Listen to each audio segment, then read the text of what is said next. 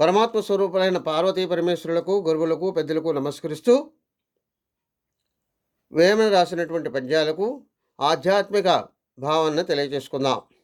ఏమనంటే, చెప్పులోన రాయి చెవులోని జోరీగ, కంటిలోని నలుసు కాలిముళ్ళు, ఇంటిలోని పోరు ఇంతింతగాదయా, విశ్వదాభిరామ వినురవేమా అని తెలియజేస్తున్నాయి.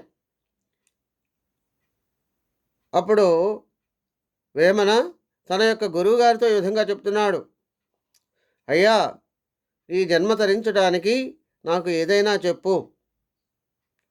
లోన రాయి, నా లోపల నాలుక మీద రాయి, వ్రాతగా నాకు బ్రహ్మజ్ఞానాన్ని తెలియజేసేట్లుగా రాయి.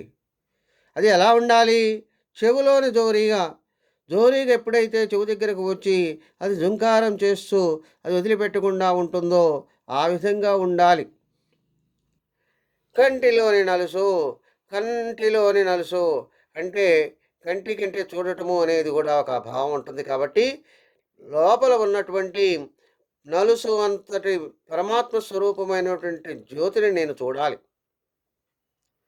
నాలో ఉన్నటువంటి కాలిముళ్ళు అంటే నాలో ఉన్నటువంటి అజ్ఞానం అంతా కాలిపోవాలి.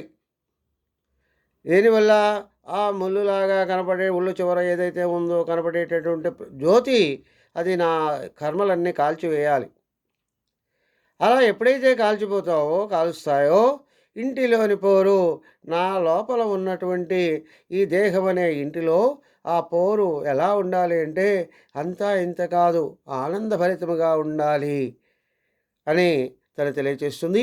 స్వస్తి సర్వే జనా సుఖినో భవంతు. ఓం శాంతి శాంతి శాంతి.